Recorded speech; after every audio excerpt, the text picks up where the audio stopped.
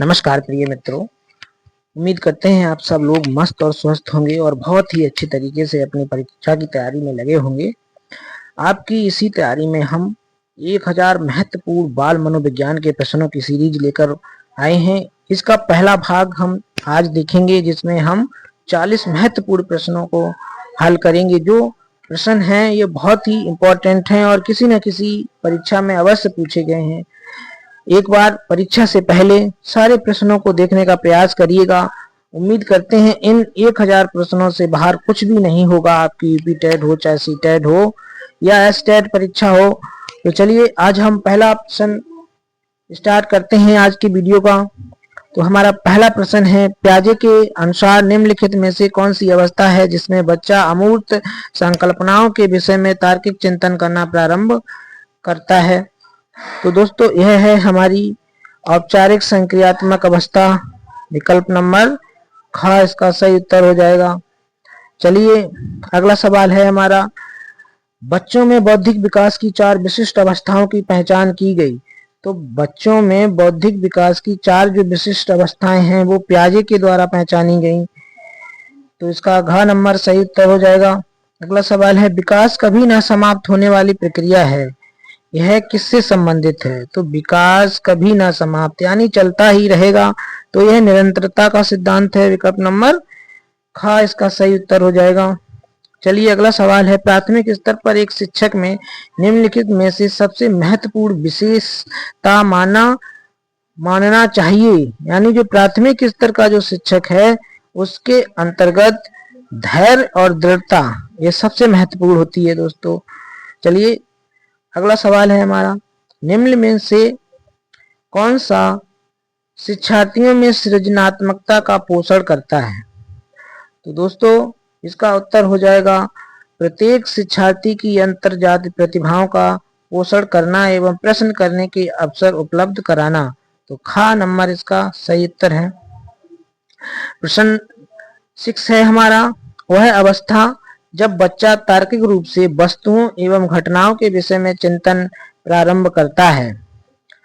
तो इसका उत्तर हो जाएगा दोस्तों हमारा मूर्त संक्रियात्मक अवस्था जो है, इसमें बच्चा तार्किक रूप से वस्तुओं एवं घटनाओं के विषय में चिंतन करना प्रारंभ कर देता है। दोस्तों अगर प्रश्न सही समझ में आ रहे हो तो एक बार चैनल को सब्सक्राइब जरूर करिएगा। सब्सक्राइब करने में आपका कुछ नहीं जाता है, पर मेरा मनोबल बढ़ता है और मैं आपके लिए नया मैटर लाने का प्रयास करता रहता हूं। चलिए अगला सवाल है, निम्नलिखित में से किस अवस्था में बच्चे अपने समवयस्क समूह के सक्रिय सदस्य हो जाते हैं। तो दोस्तों इसका उत्तर है किशोरावस्था। इसे हम तूफान और तनाव की अवस्था के नाम से भी जानते हैं। चलिए अगला सवाल हम देखते हैं, निम्न कक्षाओं में शिक्षण की खेल विधि आधारित है। निम्न जो कक्षाएं हैं उनमें शिक्षण की जो खेल विधि है वह दोस्तों हमारी है विकास एवं वृद्धि के मनोवैज्ञानिक सिद्धांत पर आधारित। तो विकल्प नंबर हमारा ग इसका सही उत्तर हो जाएगा। चलिए अगला सवाल है, बच्चों के संज्ञानात्मक विकास को सबसे अच्छे तरीके से कहाँ परिभाषित किया जा सकता है। तो दोस्तों ये सवाल बहुत ही इंपॉर्टेंट है, कई बार यूपी टेट और सी टेट में भी पूछा गया है। तो इसका उत्तर हो जाएगा विद्यालय एवं कक्षा में। तो विकल्प नंबर ख इसका सही उत्तर है। चलिए सुपरफास्ट तरीके से सारे प्रश्नों के उत्तर देखते चलते हैं और अपने रिवीजन को करते चलते हैं। निम्न में से कौन प्याजे के अनुसार बौद्धिक विकास का निर्धारक तत्व नहीं है। तो जो सामाजिक संचरण है वो बौद्धिक विकास का निर्धारक तत्व नहीं है। तो विकल्प नंबर का इसका सही उत्तर हो जाएगा।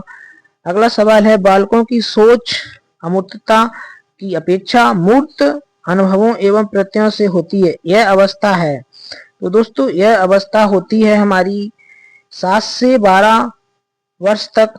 का नंबर इसका सही उत्तर हो जाएगा। अगला सवाल है, विकास के संदर्भ में निम्न में से कौन सा कथन सत्य नहीं है। तो जो विकास है उसमें हमारा जो खा नंबर है, विकास उकसाने या बढ़ावा देने से नहीं होता है। तो विकल्प नंबर खा हमारा इसका सही उत्तर हो जाएगा। चलिए अगला सवाल देखते हैं। निम्न में से कौन सा विकासात्मक कार्य उत्तर बाल्यावस्था के लिए उपयुक्त नहीं है? तो प्रसवोचित या स्त्रोचित सामाजिक भूमिकाओं को प्राप्त करना, यह इसका आंसर होगा खा नंबर। अगला सवाल है विकास का अर्थ है। तो दोस्तों जो विकास है उसका अर्थ है परिपक्वता एवं अनुभव के फलस्वरूप होने वाले परिवर्तनों की श्रृंखला। घा नंबर इसका सही उत्तर हो जाएगा। चलिए अगला सवाल देखते हैं। खिलौनों की आयु कहा जाता है। तो जो खिलौनों की आयु है वो पूर्व बाल्यावस्था को कहा जाता है। तो विकल्प नंबर का हमारा इसका सही उत्तर हो जाएगा प्रिय मित्रों। नेक्स्ट सवाल है कि निम्न में से कौन सी पूर्व बाल्यावस्था की विशेषता नहीं है? तो नहीं है पूछा गया है, तो खेलने की जो अवस्था है वो पूर्व बाल्यावस्था की अवस्था नहीं है। नेक्स्ट क्वेश्चन है दोस्तों, उत्तर बाल्यावस्था में बालक भौतिक वस्तुओं के किस आवश्यकता में परिवर्तन समझने लगते हैं? तो ये सवाल बहुत इंपॉर्टेंट है दोस्तों, कई बार रिपीटेड की परीक्षा में पूछा गया है। तो चलिए इसका उत्तर है द्रव्यमान संख्या और क्षेत्र। घ नंबर इसका सही उत्तर हो जाएगा।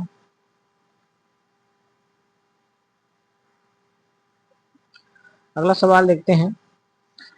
व्यक्तित्व स्थायी समायोजन है पर्यावरण के साथ, जीवन के साथ, प्रकृति के साथ। तो दोस्तों ये सभी के साथ है व्यक्तित्व का स्थायी समायोजन। तो विकल्प नंबर घ इसका सही उत्तर हो जाएगा। अगला सवाल है दूसरे वर्ष में अंत तक शिशु का शब्द भंडार हो जाता है। तो दोस्तों ये हो जाता है 100 शब्द। का नंबर इसका सही उत्तर हो जाएगा। अगला सवाल है शर्म तथा गर्व जैसी भावना का विकास किस अवस्था में होता है? तो दोस्तों यह है हमारी बाल्यावस्था। तो विकल्प नंबर ख इसका सही उत्तर हो जाएगा। दोस्तों प्रश्न अगर आपको अच्छे लग रहे हो तो चैनल को सब्सक्राइब जरूर करिएगा। अगला सवाल है मैकडूगल के अनुसार मूल प्रवृत्ति जिज्ञासा का संबंध कौन संवेग से है? तो दोस्तों इसका उत्तर हो जाएगा आपका आश्चर्य। ग नंबर इसका सही उत्तर हो जाएगा। चलिए अगला सवाल, सहसावस्था की मुख्य विशेषता क्या नहीं है? तो सहसावस्था की जो मुख्य विशेषता है वो चिंतन की प्रक्रिया नहीं है। ग नंबर इसका सही बिल्कुल सही उत्तर है। ये मित्रों अगला सवाल देखते हैं। किस मनोवैज्ञानिक के अनुसार विकास एक सतत और धीमी प्रक्रिया है? तो विकास एक सतत और धीमी प्रक्रिया है स्किनर के द्वारा कहा गया है। तो विकल्प नंबर ग हमारा इसका सही उत्तर हो जाएगा। देखते हैं नेक्स्ट सवाल, बाल्यावस्था होती है। तो दोस्तों बाल्यावस्था होती है 12 वर्ष तक। तो ख नंबर इसका सही उत्तर हो जाएगा। नेक्स्ट सवाल है व्यक्तित्व विकास की अवस्था है। तो दोस्तों व्यक्तित्व विकास की अवस्था है अधिगम एवं वृद्धि। का नंबर इसका बिल्कुल सही उत्तर है। नेक्स्ट सवाल देखते हैं विकास में वृद्धि से तात्पर्य है। तो विकास में वृद्धि से तात्पर्य है आकार, सोच, समझ, कौशलों में वृद्धि। घ नंबर इसका बिल्कुल सही उत्तर है प्रिय मित्रों।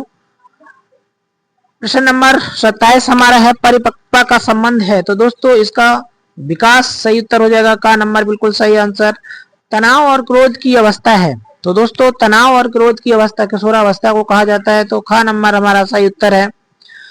नेक्स्ट सवाल है बच्चों की रुचि बनाए रखने के लिए आप कौन सी विधि का चयन करेंगे? तो जो बच्चे हैं उनमें रुचि बनी रहे तो हम बच्चों को स्वयं गतिविधि करने के लिए देंगे। ये हमारा विकल्प सही होगा इस प्रश्न का। नेक्स्ट सवाल है एक बच्चे की मानसिक आयु 12 वर्ष और वास्तविक आयु 10 वर्ष है तो उसकी बुद्धि लब्धि क्या होगी? तो दोस्तों बुद्धि लब्धि का जो फार्मूला होता है वो होता है मानसिक आयु गुणा 100 वटे वास्तविक आयु। तो मानसिक आयु है हमारी 12 गुणा 100 और वास्तविक आयु है 10। तो 10 का जब भाग लगाएंगे तो 12 का 10 में गुणा करेंगे 120, यानी ये हमारा हो गया घ नंबर इसका सही उत्तर प्रिय मित्रों। नेक्स्ट सवाल है प्रिय मित्रों शारीरिक विकास का क्षेत्र है।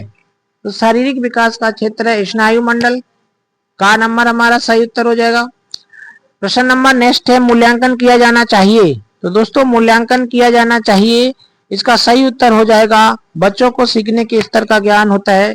मूल्यांकन से जो बच्चे हैं उनके सीखने के स्तर का हमें पता लगता है, तो ग नंबर इसका सही उत्तर हो जाएगा।